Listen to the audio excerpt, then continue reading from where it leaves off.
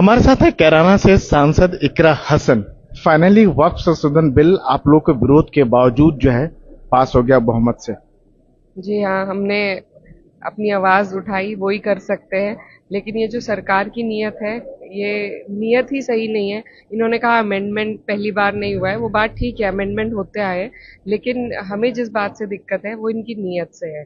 इन्होंने इसी तरीके से पहले ट्रिपल तलाक को महिलाओं के उसके लिए बोलकर वो किया था, लेकिन कोई फायदा इस तरीके का इस बिल से महिलाओं को नहीं होने वाला है।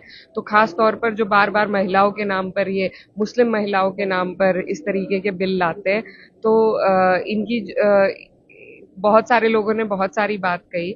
और अगर इतना ही इन्हें दुख है तो सबसे पहले महिलाओं का जो बिल है रिजर्वेशन का, उसको पास कर दे। उससे ना सिर्फ मुस्लिम महिलाएं बल्कि हर समुदाय की महिलाओं का फायदा होगा। अगर इन्हें इतनी परेशानी है, अगर इतना प्रेम है, तो सच्चर कमेटी की रिपोर्ट को लागू कर दे। लेकिन वो सब नहीं करना है। जो धार्मिक चीजें हैं, कल मैंने बात कही थी कि राम जन्मभूमि की जो उसमें इन्होंने, और आज संजय सिंह जी ने भी कही कि उसमें इन्होंने स्पष्ट किया है कि डीएम भी अगर है तो वो हिंदू होना चाहिए। और बात बिल्कुल ठीक है, हम इसका समर्थन करते हैं। आप किसी धार्मिक ट्रस्ट में सेक्युलरिज्म क्यों बोल रहे हैं? आपने राम जन्मभूमि में किया, ठीक है, तो वो अधिकार आप दूसरे धर्मों को भी ये बात दीजिए करें ना। कि वक्फ की प्रॉपर्टीज की बात में कर, उसमें देखने की बात कर, और ये कह रहे हैं कि वक्फ के नाम पर अब तक जितने जो मतलब रसूखदार लोग हैं उनको फायदा हो रहा था, और वक्फ पे जमीन जो औने पौने दांव में अपने फायदे के लिए इस्तेमाल कर रहे थे वो लोग। देखिए, ऐसा बिल्कुल नहीं है। मैंने कल भी एक बात कही, मेरे पास एक महिला आई थी जो बहुत गरीब, विधवा, बेसहारा, और उनके उनके एक छोटी बच्ची, दो गोद में बच्चे, वो एक वक्त की प्रॉपर्टी में रहती है, वहीं कोई वो अपना सिलाई का काम भी करती है।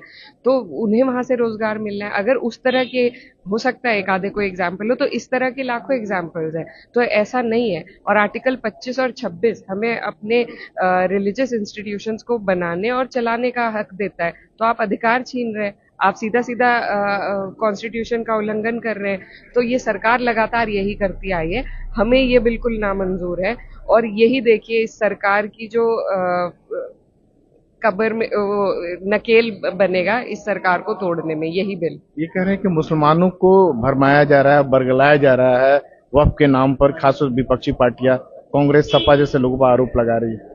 देखिए, हम सब ने इस बिल की रिपोर्ट भी पढ़ी है, जेपीसी वालों की रिपोर्ट भी पढ़ी है, जो सांसद हैं उनकी भी, जो विपक्ष के सांसद थे जो जेपीसी में थे उनकी भी रिपोर्ट पढ़ी है। ये बार बार कह रहे हैं कि पहली बार जेपीसी ने घूम घूम कर इतने मीटिंग करी और सबके राय को जाना, ठीक है, अच्छी बात है। लेकिन राय जानने के बाद आपने किया तो वही जो आपके मन में पहले दिन से था। क्या आपने किसी की राय को उसमें इंक्लूड करा? क्या आपने किसी विपक्षी सांसद की डिसेंट नोट को उसमें इंक्लूड करा, उनके सजेशंस को स्वीकार किया? सिर्फ और सिर्फ भाजपा और एनडीए अलायंस के जो लोग हैं, सिर्फ उनके अमेंडमेंट्स को एक्सेप्ट किया गया। बाकी जो विपक्ष के सांसद हैं उनके डिसेंट नोट को भी आपने काले पेन चला के और जो उसमें दावा डाला है। करें कि देश भर से जो मुसलमान के समर्थन में 1 करोड़ से ज्यादा लोगों की राय ली गई है, ये सब जो क्या करें। और कई करोड़ लोगों ने जिन्होंने विरोध किया है, और जिन्होंने इनको कहा है कि होम मिनिस्टर जी ने कहा कि मुझे बहुत लोग जल्दी कह रहे हैं, किरण रिजिजू जी ने, सॉरी, कि मेरे पास लोग रोज बोल रहे हैं कि जल्दी पास कराइए। तो वो सत्यापित तो करे कौन लोग हैं, ये हम भी जानना चाहते हैं, क्योंकि हमने जितना देखा है लोग विरोध ही कर रहे हैं, क्योंकि ये सरासर गलत है। एक अंतिम सवाल, क्या अब आप लोग क्या करेंगे और उस हालात में जबकि केंद्रीय गृह मंत्री ये कह रहे हैं कि संसद में बना हुआ कानून है, हर किसी को मानना पड़ेगा, कुछ एक सदस्य ने कहा कि हम इसको नहीं माने, तो अगला रुख आप लोग का क्या होगा? देखिए, कानून की एक व्यवस्था है हमारे देश में, हम लोग कोशिश कर सकते हैं। किसानों ने आंदोलन किया था तो ये झुके थे। अब देखिए आज राज्यसभा में क्या होता है, उसी तो के आप लोग क्या इसको कोर्ट में भी चुनौती देंगी, सड़क पर लेके जाएंगे?